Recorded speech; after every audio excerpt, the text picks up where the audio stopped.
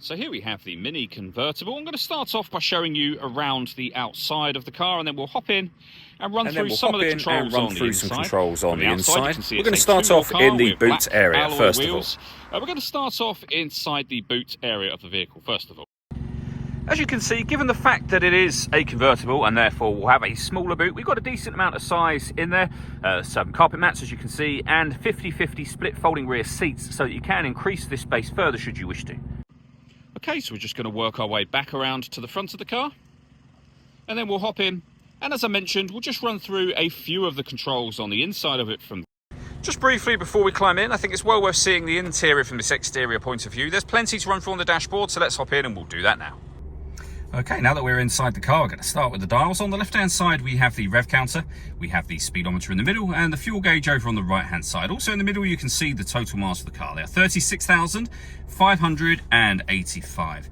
You can change information displayed above that for various bits of trip computer info, including a digital readout for the speedometer.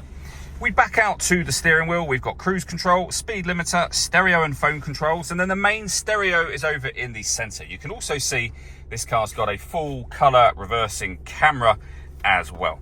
So to the main menu, the movement I'm making on the screen is being done using this dial and the collection of buttons that surround it. So from that dial, you can pair your phone, for example. Once you've paired your phone, you'll be able to make and receive phone calls, but you'll also be able to stream your music wirelessly via Bluetooth audio. We have auxiliary input and USB input too. We, of course, have the radio, as you can see, FM, AM, and DAB. Working our way down from that, we have dual zone climate control. You can adjust the passenger temperature, the driver temperature. You can increase and decrease the fan speed. You can determine what direction you'd like the air to be distributed in. And then when you're happy with those settings, air conditioning is on at the minute, so that's off. Back on again, or hit auto. The car, as you can hear, will now maintain the temperatures that you've asked for by taking control of the fan speed and direction of the air for you. Press auto again, you go back to whatever setting you had that on previously. Below that, we can turn off the stop and start and stop the engine itself. You can turn the traction control on and off as well. We've got a heated driver and passenger seat, particularly handy in a convertible, of course. And then below that, a 12-volt charging socket, USB and auxiliary inputs, and a 6-speed manual gearbox. Lastly, you are able to change the driving of the car, so from sport to green or mid, which is kind of your everyday driving mode.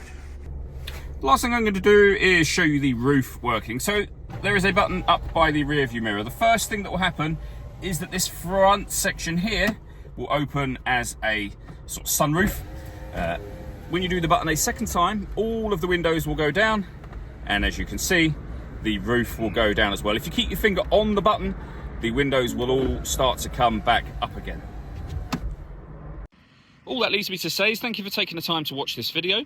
If you'd like to come and see the car in person and have a test drive, please feel free to give us a call here at Glenbourne's. We'd love to hear from you soon.